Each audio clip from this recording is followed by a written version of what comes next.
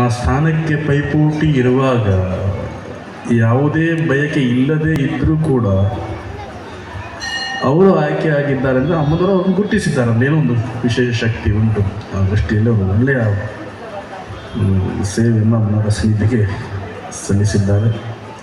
ಒಳ್ಳೆಯ ಮಾತುಗಳನ್ನು ಕೂಡ ಹೇಳಿದರು. ಧರ್ಮ ರಕ್ಷಣೆ ಮಾಡಿದರೆ ಧರ್ಮ ನಮ್ಮನ್ನು ರಕ್ಷಣೆ ಮಾಡ್ತದೆ ಅಂತ. ಖಂಡಿತ ನಮ್ಮ ಸನಾತನ ಸಂಪ್ರದಾಯವು ಅದನ್ನೇ ನಂಬಿಕೊಂಡು ಬಂದಿರತಕ್ಕಂಥದ್ದು. ಧರ್ಮೋ ರಕ್ಷತಿ ರಕ್ಷಿತ. ಯಾರು ಧರ್ಮವನ್ನು ರಕ್ಷಣೆ ಮಾಡ್ತಾರೋ ಅವರನ್ನು ಧರ್ಮ ರಕ್ಷಣೆ ಮಾಡ್ತದೆ. ಧರ್ಮ ಅಂದರೆ ಒಂದು ವೃಕ್ಷ ಇದ್ದ ಹಾಗೆ. ನಾವೆಲ್ಲ ಒಂದು ಅದಕ್ಕೆ ಎಲೆ ಇದ್ದ ಹಾಗೆ. ಧರ್ಮ ಉಳಿಬೇಕು ಅಂದರೆ, ವೃಕ್ಷ ಉಳಿಬೇಕು ಅಂತ ಹೇಳಿದರೆ ಎಲೆಗಳು ವೃಕ್ಷಕ್ಕೆ ಬೇಕು. ಸೂರ್ಯನ ಕಿರಣವನ್ನು ಹೀರಿಕೊಂಡು ಅದಕ್ಕೆ ಆಹಾರ ತಯಾರು ಮಾಡಲಿಕ್ಕೆ ಬೇಕಾಗಿರ್ತಕ್ಕಂಥ ವ್ಯವಸ್ಥೆ ಮಾಡಿಕೊಡೋದು ಎಲೆಗಳು.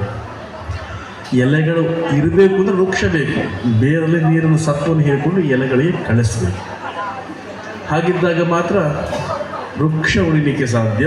ವೃಕ್ಷದ ಎಲೆಗಳು ಕೂಡ ಉಳಿಲಿಕ್ಕೆ ಸಾಧ್ಯ. ವೃಕ್ಷ ಸ್ಥಿರವಾಗಿ ಇರ್ತದೆ.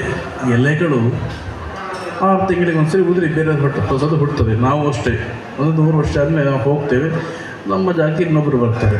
ವೃಕ್ಷ ಮಾತ್ರ ಸ್ಥಿರವಾಗಿರ್ತಕ್ಕಂಥದ್ದು. ಹಾಗೆ ಧರ್ಮ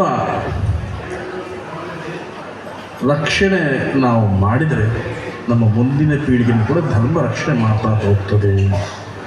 ಒಳ್ಳೆಯ ಮಾತನ್ನು